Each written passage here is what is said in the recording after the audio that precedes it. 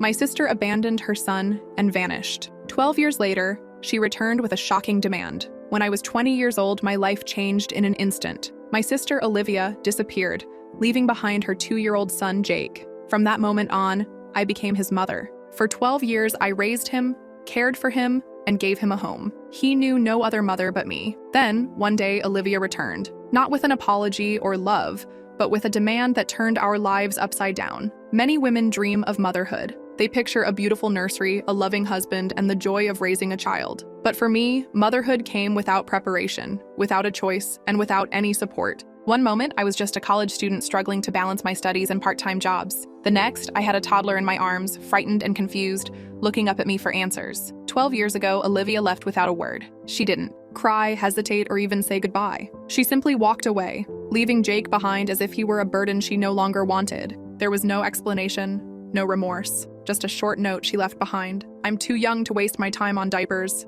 Take care of him." That was all. No calls, no messages, nothing. She had vanished completely, leaving me to figure out how to take care of a child while still trying to build my own future. That night, I sat on the couch, holding Jake as he clung to my sleeve. His round cheeks were damp with tears, and his brown eyes, so much like Olivia's, kept glancing toward the door, waiting for her to return. "Mama," he whispered. "Mama, come back?"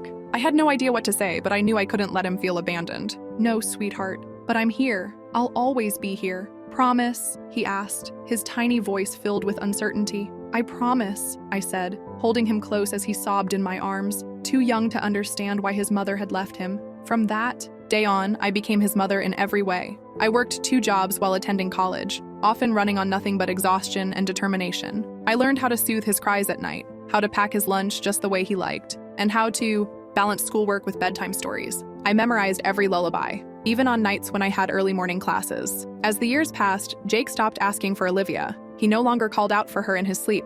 Instead, one day, he started calling me Mom, and I never corrected him. Life wasn't easy, but we found happiness in our little family. There were difficult moments, nights when I was too tired to stand, days when bills piled up, but no matter what, I never regretted raising him. When he was 7, he asked me a question that caught me off guard. "Why don't I have baby pictures with you?" I hesitated, then answered carefully, "Because sometimes families come together in different ways, and you and me, we're family not because of when it started, but because we choose each other every day." He thought about my words for a moment, then smiled and said, "I love you, Mom." After that, he never asked again. We built a life together, just the 2 of us, and that was enough. But then, 12 years later, everything changed. It was a quiet Saturday morning. I was in the living room folding laundry, and Jake was still asleep upstairs after a long basketball game the night before. Then, there was a knock at the door. I was light and hesitant, and I assumed it was a neighbor. I had no idea that when I opened it, the past would come crashing back, and nothing would ever be the same again. When I opened the door, everything else faded into the background. There she was, Olivia. She looked older, but it was still her, the same delicate bone structure, though time had softened some of her sharp edges. Her once sleek and polished hair now looked dull and slightly tangled at the ends. Her eyes, however, held no guilt or shame. If anything, there was amusement in them, as if she found the situation entertaining. "Hey sis, it's been forever," she said cheerfully, flashing a grin as if we were just 2 sisters catching up after a long time. A wave of nausea hit me. My stomach twisted so hard I could barely breathe. "Olivia, what the hell are you doing here?" She sighed dramatically, shaking her head as if I was the one being unreasonable. "No, hey, how have you been? No hug for your long-lost sister? You've gotten so cold, Rachel." Cold, that word echoed in my head. 12 years had passed. 12 years of silence. 12 years of struggle, heartbreak, and sacrifice. And now she was standing in front of me, expecting a warm welcome. "Cold? You disappeared for 12 years without a word, and I'm the one who's cold? Do you have any idea what you did to us? What you did to your son?" She glanced around, casually, as if checking to see if the neighbors were listening. "Keep your voice down, would you? No need for unnecessary drama." I felt my hands shake with anger. "Drama? You abandoned your child. Do you know what that was like? Holding a sobbing toddler night after night, trying to explain why his mother didn't want him anymore?" Olivia rolled her eyes, completely unaffected. "It wasn't personal. I just wasn't meant to be a mother." "Not meant to be a mother?" My voice cracked as I repeated her words. "This wasn't a job you could just quit. He was your child." She shrugged as if it didn't matter. "And now he's yours. Looks like it all worked out in the end." I should have slammed the door right then and there. But before I could react, she spoke again, and what she said made my head spin. "I think it's time you paid your debts to me." I blinked, trying to make sense of her words. "Excuse me?" She crossed her arms and smirked. I saw on TV that Dad died. My chest tightened. The grief was still fresh. Our father had passed away just a month ago. She hadn't come to the funeral, hadn't called, hadn't even acknowledged his death. And now she was standing here speaking about it so casually. So? I asked, my voice barely above a whisper. So, she said, stretching the word as if explaining something obvious. That means you owe me my half of the inheritance. I stared at her, barely believing what I was hearing. You want Dad's inheritance? She nodded as if it was the most natural request in the world. I'm his daughter too. Legally, everything should be split 50-50. Blood pounded in my ears. You disappeared for 12 years? You never called? Never sent a letter? Never even asked about your son? You left him with me like he was nothing. And now you're here for money? She let out a small laugh. Don't be so dramatic, Rachel. Business is business. Business? My voice shook with anger. Dad was dying, Olivia. He kept asking for you, right until the very end. Where's my Livy? He cried. I want to see my Livy before I go. And I had to lie to him. I told him you were coming, just so he could have a peaceful goodbye after the crash. She didn't even flinch. That's not my problem, she said, inspecting her nails like she was bored. Not your problem? Did you even grieve him? Did you shed a single tear when you found out? She shrugged. People die. That's just how life works. I had no words. The coldness in her voice felt like a slap across my face. This wasn't the sister I had grown up with. This wasn't the girl who once held my hand when we were little, whispering secrets late at night. That person was gone. The woman standing in front of me was a stranger, one who had returned for only one reason: money. What about your son? I asked, hoping to find even the smallest trace of humanity in her. She simply shrugged again. I don't care about the kid. You chose to raise him. That was your decision. I chose? I whispered, my voice shaking. You left a note and disappeared in the middle of the night. What choice did I have? Let him go into foster care? He was family. He was 2 years old. And now he's what, 14? Practically grown. Besides, aren't you glad? You always wanted kids. Tears burned my eyes. Yes, but when I was ready. On my terms. But I stepped up, Olivia. Something you never had the courage to do. She sighed impatiently. Let's just wrap this up. Give me my share and I'll be out of your life. Something inside me snapped. But instead of screaming, instead of crying, instead of slamming the door in her face, I did something else. I smiled. I knew exactly how to handle Olivia. I folded my arms and looked at her. You're right, Olivia. Her smirk widened, and she seemed pleased. Knew you'd see reason? You do deserve something, I said, watching her face brighten. Wait here. That's more like it, she said, casually inspecting her chipped nail polish. You know, life hasn't exactly been a fairy tale for me either.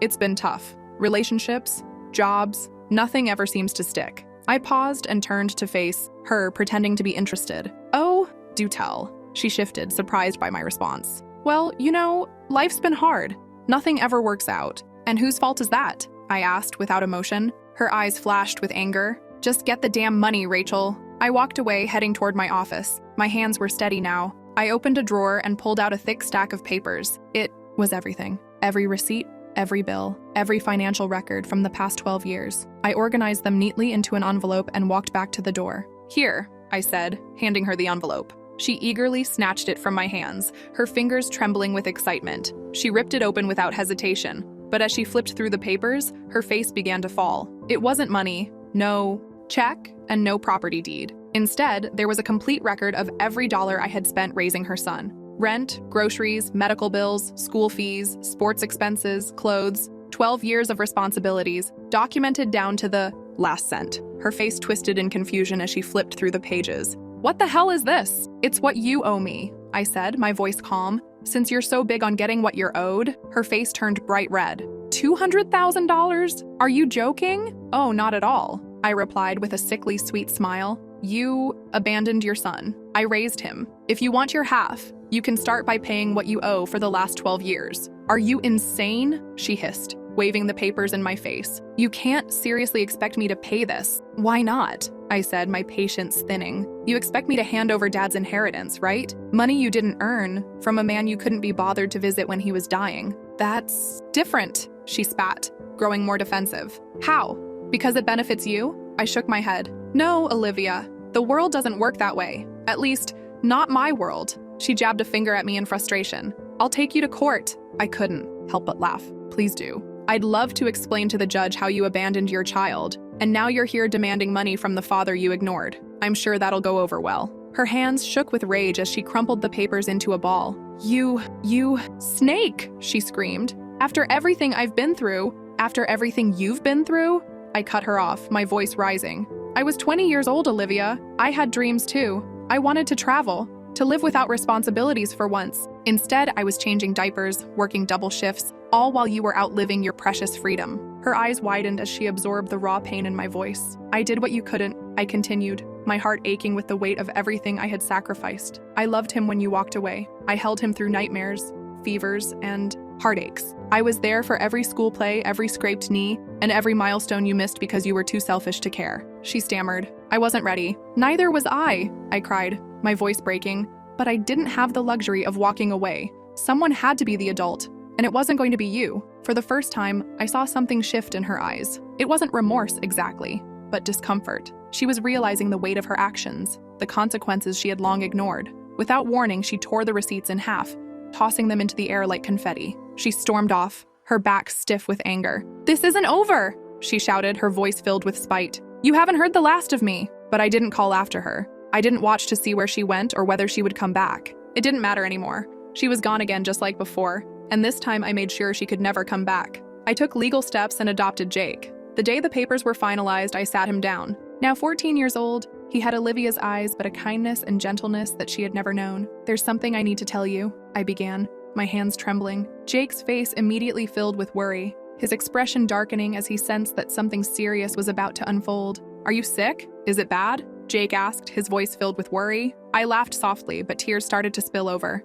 "No, nothing like that," I said, wiping my eyes. "It's about us, about our family. Mom, you're scaring me," he said, shifting uncomfortably on the couch, his face full of concern. I took a deep breath, trying to calm myself. "Jake, you know that I love you more than anything in this world, right?" He nodded, his expression still confused. "I need you to know something," I continued, trying to gather the right words. "Even though I didn't give birth to you, you are my son in every way that matters." His eyes widened in surprise. "What are you saying?" So I explained everything to him. I told him about Olivia, about the note she had left, and about how I had raised him from the moment he was 2 years old. I showed him the adoption papers, freshly signed and filed. "I wanted to make it official," I said, trying to steady my voice. "But you should know, you've been mine from the moment she left. I just never had the papers to prove it." "For what?" Felt like an eternity. Jake just stared at me, his face a mixture of shock and disbelief. Silent tears ran down his cheeks, and my heart broke all over again. After a long pause, he finally spoke, his voice trembling.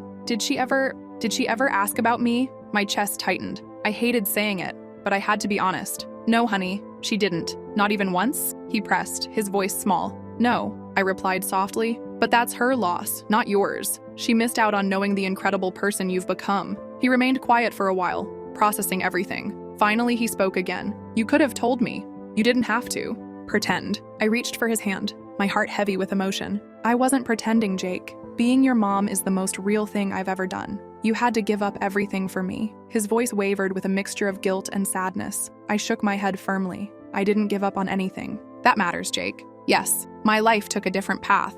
But do you know what I got instead?" I smiled through the tears that were still falling. "I got you, and that's worth everything." In that moment, all of Jake's emotions seemed to spill over. He broke down into sobs, crying like he hadn't in years. I pulled him into my arms, holding him close and rocking him gently. "She didn't want me," he cried, his voice muffled against my shoulder. "She didn't love me." "No," I said softly, my own tears falling freely now. "She didn't want you. But I did. I do. Every day, every moment, I choose you, and I always will." It took him a few moments, but eventually he pulled back, his eyes red but clear. "So what happens now?" he asked, his voice still shaky but hopeful. I smiled through my tears. "Now, we go on being what we've always been, a family." I never told him Olivia had come back. There was no need. She had walked out on him once, and then she walked out again. This time, when she left, she chose to leave him behind. And I chose to be his mother, for real, forever. Sometimes I wonder where Olivia ended up, whether she ever found what she was looking for. But those thoughts no longer carry the same bitterness. They come now with a quiet acknowledgement of what was and what could have been. The truth is, her greatest mistake became my greatest blessing. And honestly, in this moment, I've never felt so peaceful.